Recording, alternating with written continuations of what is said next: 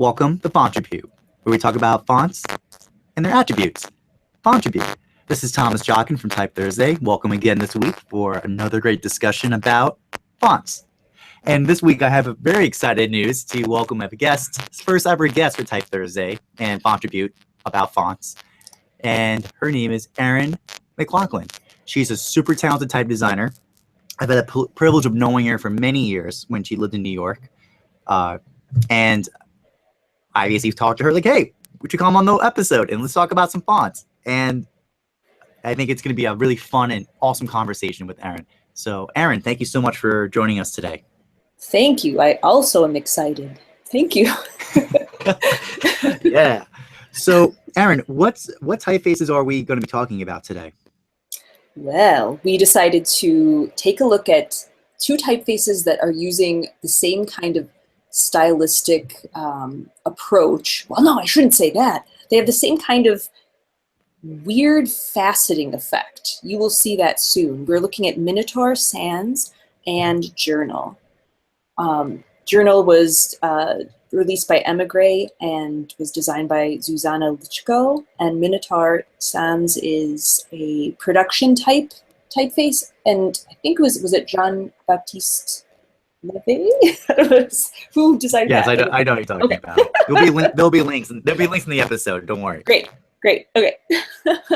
Yeah. Cool. So when you said they're the same but different, what do you mean by that? Well, I mean, if you look at them right now at this scale, they look like completely different styles of typefaces. We have like the grotesque sans serif on the top here, and Journal is kind of this weird mishmash of, it's got serifs, it's got kind of a inky, blobby sort of weight distribution, and it's, I guess I would consider it like a postmodern typeface where it's not really clinging to any specific historical model. They look very different to me at this point. Yes, and as we said though, when we look at it closer up, so if we move forward to the next slide, that their similarities, kind of their approach of curves, how they decided to render their curves. Is that what you feel Totally, like? yes. So both of these typefaces, the designer was, well, in the case of Journal, at that point in time, this typeface is kind of old. It was designed when rendering on screen, like if you were designing curves, things were not, curves weren't anti-aliased, so basically they looked kind of like a pixel, a bitmap typeface. Like it was a bunch of straight lines, kind of square edges. And to get around this difficulty in trying to like imagine what a curve would look like before you printed it out, the designer, Zuzana, decided, I'm going to just draw my curves with straight lines instead.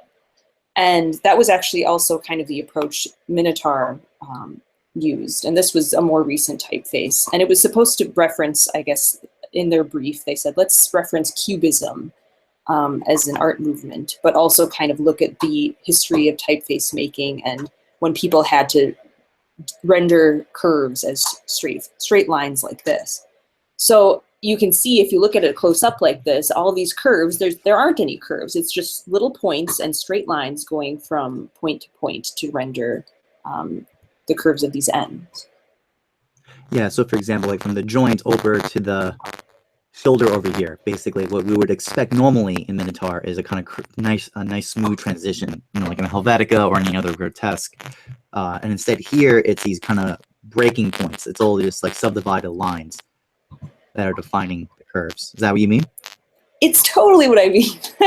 Yes, and it's interesting for me to compare these two because in Minotaur the angles are kind of, the straight lines are much shorter in pieces, so it's a more gradual curve. But in Journal, Zuzana decided to make it kind of more blunt with longer points or longer segments, I mean. And it's kind of interesting to see the serifs here where they're, there really have little points at each side rather than it being a true curve. So that's also kind of interesting to see at this scaled up version. And also something to note is that while we have, straight stems here in the Journal typeface, we have little indents in what would normally be a straight vertical stem. Yeah, it's almost like this kind of tapering in, right? Basically, instead of being perfectly straight, there's this kind of taper in, taper out. So kind of a flaring effect is created from that, right? Yeah, totally. It makes for a really kind of interesting texture when you're seeing it on, the paragraph level, when you're looking at words and stuff. When we saw that previous view in the previous slide, it's a very unusual kind of weight distribution. Yeah. I think some other things that I call was really interesting was, as you said, journal is not really calling from historical source, and I guess it just kind of play by its own rules. We can see that by how its kind of joint placement is written in relationship to the grotesque styling we saw in Minotaur over there. And even in its serif structure, on the bottom there's a more traditional bilateral serif, but then there's a directional serif on the stroke on the right. So it seemed like it was kind of pulling from different historical sources, as you were saying, kind of deciding what it wants to do in the space allocated. Definitely. It's very interesting, like you said, with this deep cut here. There's some strange weight things happening. I guess we'll see. So something that's more similar is probably the next slide, the looking at the O's. I mean, they kind of, I would say it's a little more similar than the N's. Minotaur, I barely noticed that this is made out of straight segments, I would say. And the stress is very, typical vertical of, all kind of modern style typefaces. But journal, as your viewers can see, we've got a diagonal stress here. And the weight shift seems a lot different and more dramatic. We kind of have some like little points coming out in this axis, bringing the weight out that way. Yeah, you can actually see it like right here and right there. Yeah, it seems like it doesn't try to hide its joint. It's kind of coarseness as much. Well, Minotaur, I would agree, is text settings especially. You really wouldn't tell. It'd be like this weird, kind of shaky texture, but you wouldn't know. You would still feel like a curve. Definitely. Yeah. So yeah, as we said, we can see generally the reason why we talk about these projects is this idea of like straight curves, treating curves as straight, and the different approaches that these two different designs took in response to that.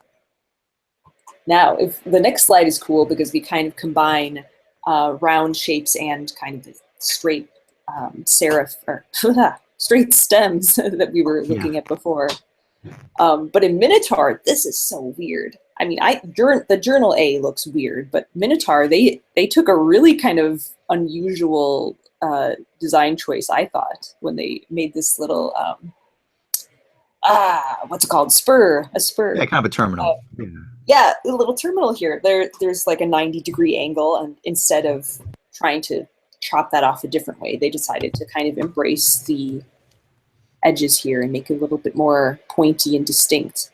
Otherwise, again, this curve is very kind of natural feeling to me. It looks like a regular type of typeface. And here even, this is kind of like a bold. That's a little bit more of a distinctive gesture where it really kind of catches my eye.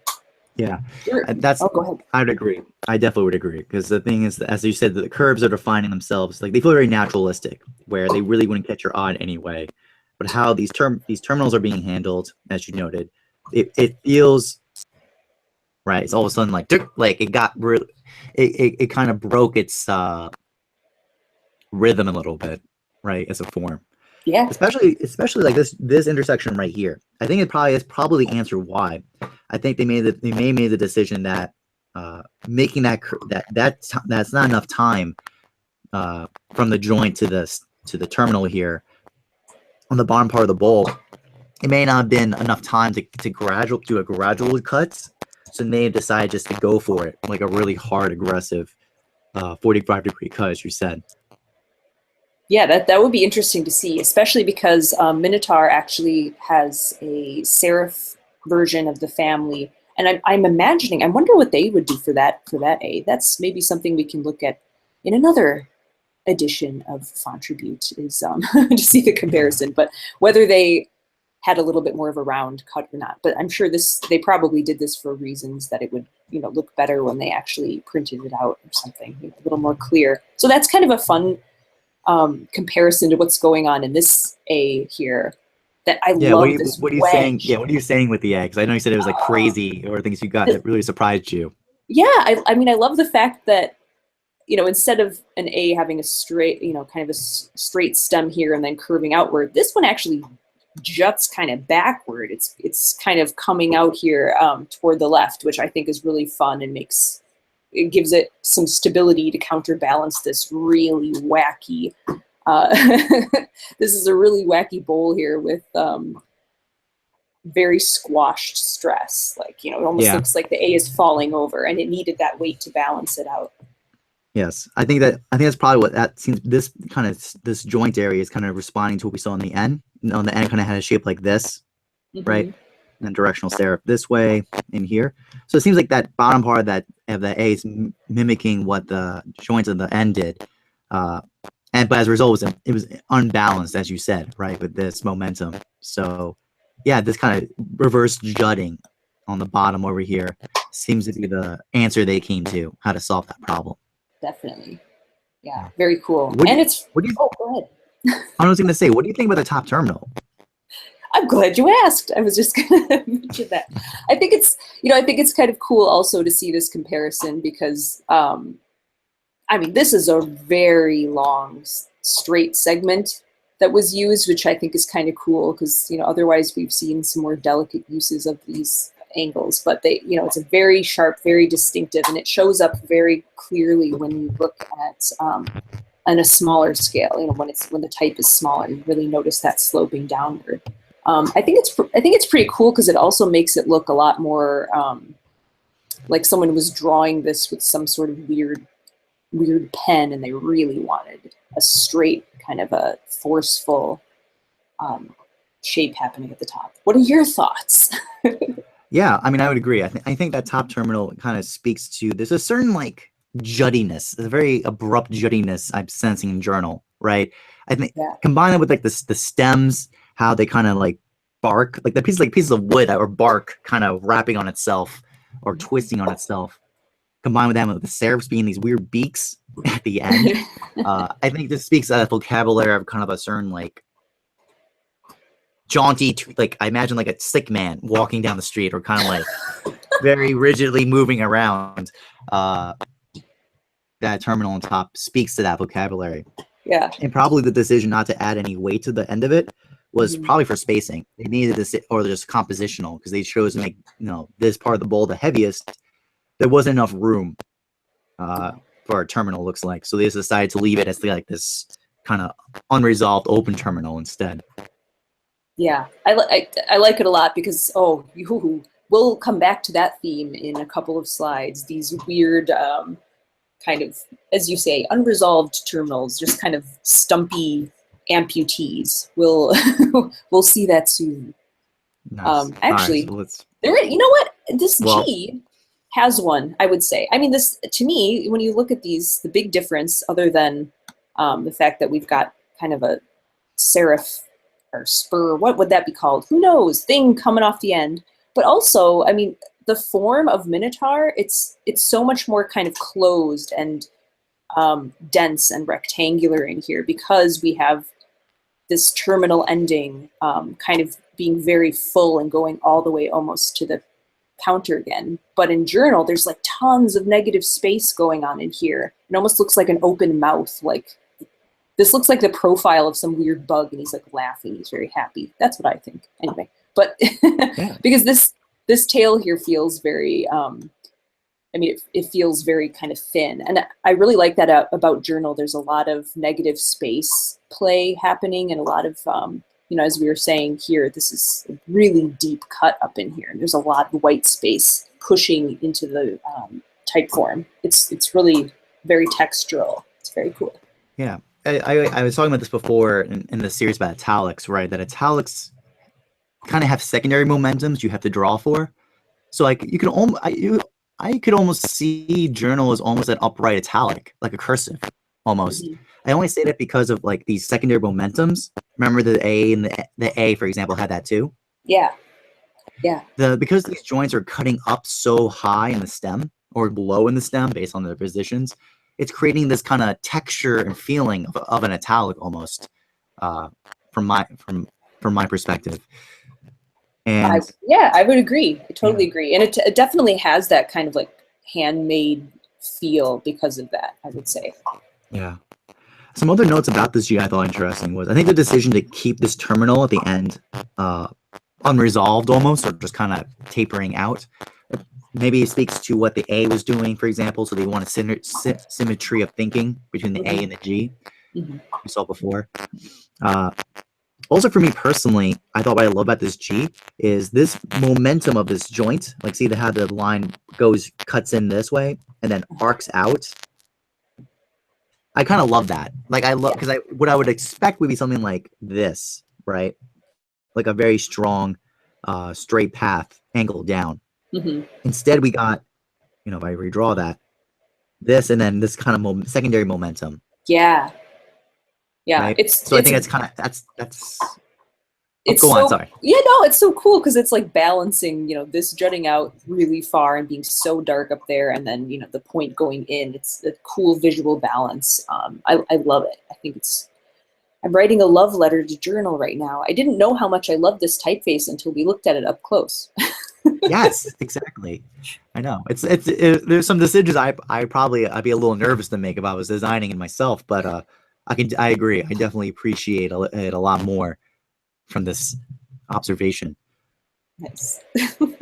Oh yes, the T. Oh! We talked when we were talking about this yesterday, before, like on our test run of this episode. We were both like, "Dude, the T's. We got to talk about them."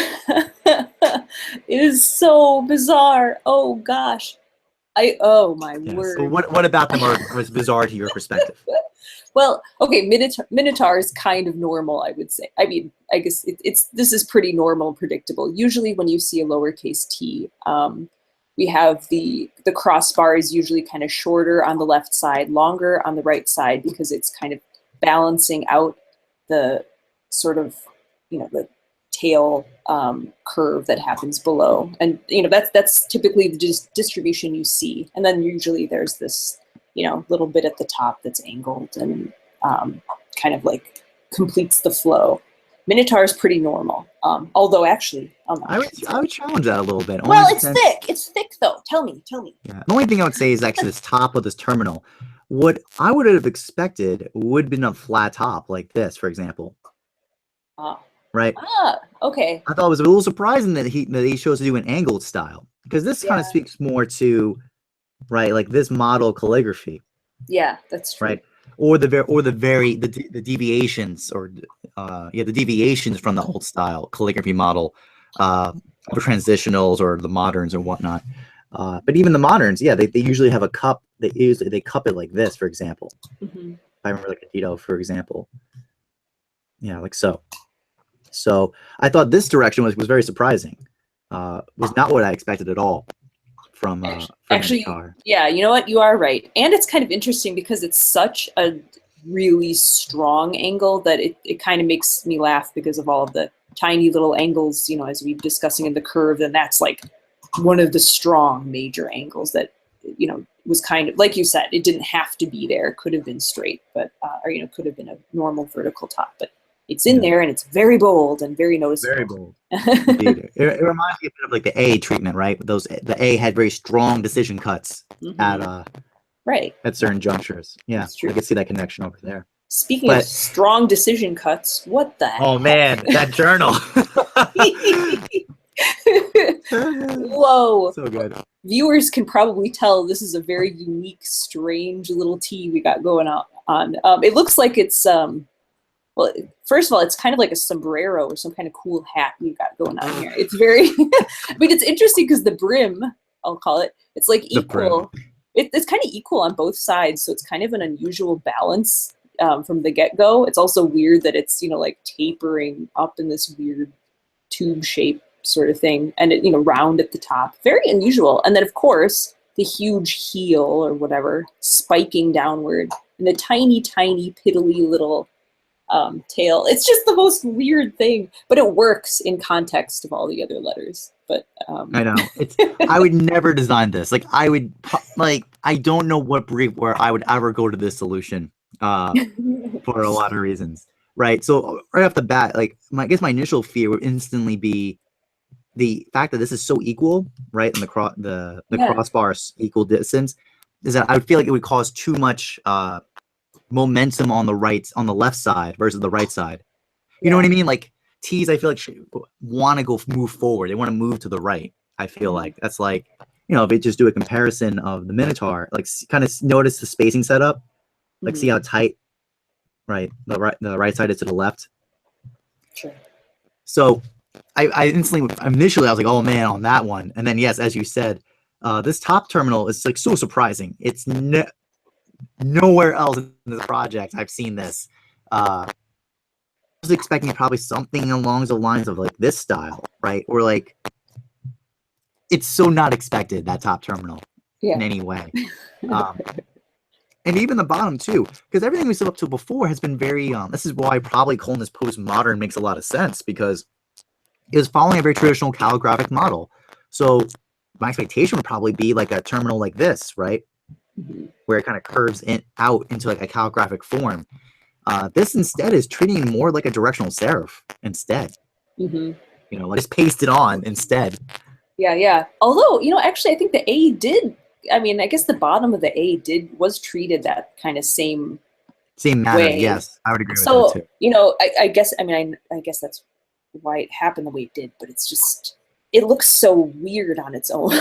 But that's important for people who are beginning to design typefaces. It's like when you're designing one letter at a time and you're not looking at them as a group, at the same time, kind of like, designing multiple things at the same time, like kind of looking at them in the letters in different order. Like you wouldn't think of a solution like that unless you saw them in context, and then you kind of can come up with something that the weight balance and the shapes kind of make sense. I mean, hopefully, I can't remember if our sample word at the end has the T, but I think it does. Oh, let's look at it later. Yeah.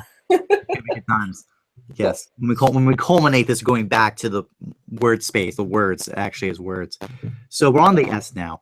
I think for me, the main note I saw, it kind of, for me, what was interesting, it was in the spine. Like the spine in Minotaur, like places that straightness at the exact point of least noticeability, in my opinion. Like it's trying to hide its straightness. Sure. Like it's trying to be very it almost speaks to me like the whole mission of this project, which is it does this program of straight curves, making the curve straight, but with the least chance of you catching it. And I feel like the movement in that spine, the middle, where it had to get straight at a certain length of time, was strategic in its decision for that. Meanwhile, in Journal, I kind of love it. It's just kind of just relishes in how it's designing itself with this. The way it kind of breaks in on itself, like here and here. Yeah, I didn't notice that before, that it actually gets thinner in the middle, which you wouldn't expect, but it had to get that way because otherwise it would be a giant straight line and it would look too thick. It's really kind of unusual. Yes. It's so much more narrow than the Minotaur S, and you would think, given this weird restriction, that you would want to make the S wider so that you had more room to build the curves out of all these straight lines. Like you would want as much room as possible, but like, wow, that's a pretty narrow S. It's pretty cool how they this was accomplished in such a narrow space, and with the weird serifs again, bonkers, huge serifs. I had this, yes, cool. Exactly, those gigantic, like, and concaving. By the way, I don't know if you noticed. We noticed. I noticed in the end as well. So it's like everything's kind of collapsing on itself. It seems to be the whole theme of it. It's like it has a certain collapse, like everything's kind of collapsing at the middle almost. As a way I think about Journal and how it's thinking and how it got designed. Definitely, yeah. And this is kind of cool too to see just how far these serifs kind of they dip above and below the baseline of the character quite a bit. And it's cool to see that in the text, probably because this is it's quite a narrow shape. It is kind of small, like that sort of thing doesn't make it too dark. That kind of just adds to the you know it's an S because there aren't many letters that are going to have this thing popping up below in those areas. So it's very cool. Yes. Well, I think a certain juddy nature is like, it's like part of that program of being a juddy. It's like so like stilted and kind of like very abrupt. It has an abrupt energy, and I think these kind of direction, this kind of popping out serifs like up and down, speak towards that like that vision, Totally, and that voice behind that. I kind of feel bad for Minotaur. I haven't been talking about it very much well, sometimes the value of other projects is just the contrast to the other. Obviously, we're kind of like aiming towards journal talk about it, but we're now it's a Minotaur. Okay, yes, that's once lovely. That's great. But again, I think it's real. Its main thing value, in my opinion, in this evaluation is showing different methodologies of how this idea of curves of straight lines that gets approached. Right. So it's okay. I think it's all good. It's all good. Speaking of it's all good, the next letter is all good, I would say. So fun. It's awesome. This is great. So this is what I mean by like when I said before about like Minotaur's project is to try to hide its program as much as possible. Like this V could be in any sans serif. There's absolutely nothing about this V that speaks to the program, and it was done intentionally so. You know what I mean? Like it's there's really not that concern of having to harmonize that round as straight system with the straight shapes. The straight shapes are just are allowed to be what they want to be. Right. Meanwhile, Journal's got other ideas. Yeah, Journal says, I'm not going to take the easy way out with the V. I'm going to make it insane, which I love. So what about it do you love? Well, yeah, again, we have that, that really strong corner comes in again. The same kind of system we saw in the A and the G, the previous letters. There's even this extra little dip in here, like we've been noticing in the S. It's pivoting on this one tiny little point right here, which is really cool. I know you love that. And the giant amputee club foot thing, that came back with Stump. It came back again. It's a totally asymmetrical V, like as asymmetrical as you could imagine. And I just find it amazing. That's what I love about the journal, all the diagonal characters in the uppercase and the lowercase. They have the V, W, X, all of those. They have this crazy open-ended, unfinished kind of right-hand side, or serifless stump thing. It's just so cool. Yeah. Yeah, it's almost like exactly. It has like such. This is also why I really do think it's almost like in my mind I would consider journal a cursive upright italic in some ways, only because these intentional instabilities in the individual letters that are meant to harmonize together in words. Like that seems to be, in my mind, the whole project behind journal. And yeah, this V is a great example of that. Yeah, and just like how interesting it is that kind of the weight balance that had to happen in order for this to work. Like the fact that, if you made this any thinner, it would be totally lopsided and it wouldn't work. It had to kind of flare out and get thicker here to make up that, to kind of balance out this giant thing going on the other side. I mean, it's just like so incredibly done. I love it. Yeah. Love it. I think in part two, again, like, it's like I could respect a move I would never do myself is the decision to make this a point at the bottom. Like one point, like everything is balanced on that one damn point. Because what I would expect on this model is something like this, like a calligraphic sourcing. Or even, if I draw, or make like flat, basically, right? Or flat, or like make it a rounded, who knows? Yeah. Right. Well, rounded, I don't think rounded makes sense because it's like where were we seeing rounded this entire project? I just mean like if it were, well, I don't know. I mean like just a few more facets in there, but no. Oh, I see. Yeah, kind of like that sombrero hat of a T. Yeah, right? Exactly. Yeah, Jesus. Yeah. So the point is that it's one of those. I think for me, again, I'm really glad we discovered journal to talk about this week because there are these moves that I would never ever think of doing, like this terminal treatment, because of what we're saying. It's so unexpected of what we would know to be handled on this project. Definitely. Yeah. So shall we see it all together? See it all together. I don't have the T. Well, the T is in hamburger font staff, but I don't have it. I have the uppercase T instead. But yeah, so I mean, kind of what's for Erin, for you, what's the takeaway from this exploration of these two designs? Like, what do you take away from Minotaur Sans and Journal? I think from projects like this, I think they really show to designers that really tiny changes that you make on when you're zoomed into a letter really closely, you might not even notice them when you're actually reading the font, or reading the typeface at the paragraph or word level. Like I can barely, Minotaur right now, I can barely notice anything. If it weren't for the A, the little cuts we see in the A, I wouldn't notice that this was created with choppy little bits. Like I think that's an important lesson to learn, that whereas all the big, the huge cuts we were talking about, the big serifs, the weird decisions here in Journal, like those are much more visible at this scale.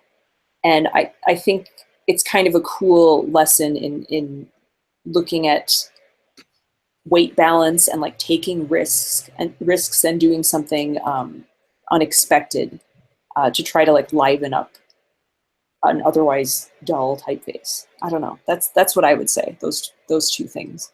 Yeah, I think if, let's put it this way, if for some reason the project kind of demanded all your straight has to be curves for whatever reason, it's almost like I would have the position of like, I would set Minotaur to be like your display copy. Mm-hmm. Like it depends what you want to do with it, I guess, because I feel like if your mission is to extract, like you want to emphasize the straightness, like the system, this project, makes sense to have one really large and one smaller, and it depends because Journal is like so over the top. It took that project and it really went over the top. It tried to channel that limitation as much as possible and come with some very interesting and unusual decisions to resolve that. While Minotaur kind of chose to smooth it out. It's trying to hide the limitation as opposed to celebrate it. Definitely. Almost. So I think that's also part of it too. It's like from a type design perspective, it's if you're given a limitation to deal with, is I think it's equally appropriate sometimes to make your decision how to hide the problem so that you don't notice it. You don't hide. You can hide limitations, or you go the opposite. You choose to celebrate it and to take advantage of the limitation. That's a perfect way of describing this. That is the lesson learned, kids. Yes, totally. and just to show that even the same brief can be handled massively, very differently. Yeah. From different designers. Definitely. And times too, by the way, because this is, I think it's like a 20-year gap between these two. It's 10 years. Well, Erin, thank you so much for being here. I really enjoyed this, and I really hope to have you come again another episode. Thank you. This was a lot of fun. I hope the viewers enjoyed it and that they'll make some strange decisions when they design their next typeface for our amusement. Or use a typeface from the 1990s again. Why not? Yeah, bring it back. Bring back Journal. Yes. Hey, anyone watching, if you're using these typefaces, send this over to us. Let us know how that's going. This is Thomas Jockin. This has been Fontribute. Hope you all have a great week, and I look forward to talking to you next week. Bye.